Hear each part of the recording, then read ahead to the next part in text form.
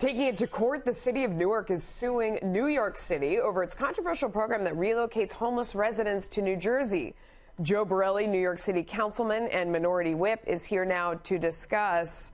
I mean, how do you feel about being sued for this policy, and how did it happen in the first place? Well, first of all, it's not just Newark. We're getting reports tonight that other cities in North Carolina might be also filing lawsuits. Homelessness is certainly a tough nut to crack, but this can only be seen as a failure of the de Blasio administration to figure out any cost-effective way of dealing with this problem. It's actually very sad and very unfortunate that this is what the best we can do as one of the most wealthy cities in the country can do.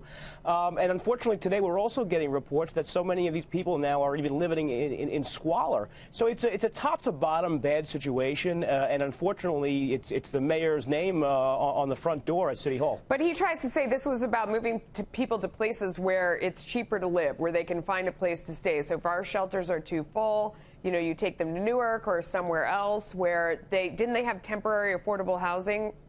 Sure. Look, and I get it, and I get why some of the mayors would be upset and why they'd be opposed to it. But this administration came on 6 years ago promising to build more shelters, more supportive housing, which has tremendous amount of support, bipartisan support around the state. Why hasn't it happened? Well, he just can't get his bill to the legislature. I mean, Bill de Blasio is not someone known to be, a master of the state Senate or a master of the state legislature or even the city council, and he's just coming up short. I mean, unfortunately, he comes up short quite often, but this is a situation that has real ramifications for real people, and the overwhelming majority of them are in very bad spots. I mean, one of the reasons why maybe he wasn't able to do it is because he's not spending any time in the office. I mean, in other news, according to analysis from New York Daily News, Bill de Blasio spent an average of 2.3 hours a day actually working on his duties as mayor during his short-lived presidential campaign.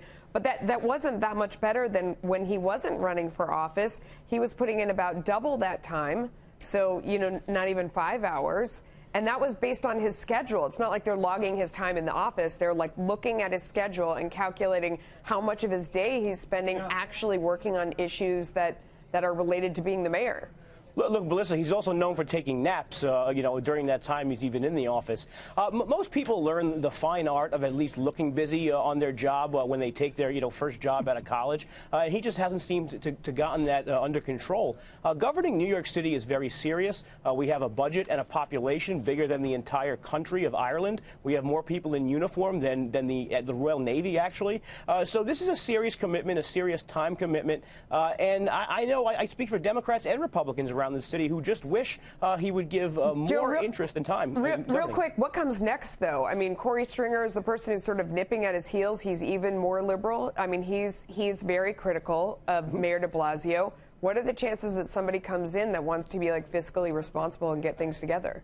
Look, it's going to be a tough nut to crack to get a Republican reelected in New York, or most certainly as one of the Republican leaders of this city. I mean, I'm sure, hopefully we can. But at this point, I mean, I'll even throw a bone to some of my Democratic colleagues. I'll take anyone who's at least interested in governing the city of New York over someone who's not. I misspoke. Scott Stringer. Scott Stringer and Corey Johnson, the speaker. Thank you. Thank you. Joe Borelli, thank you. Thanks.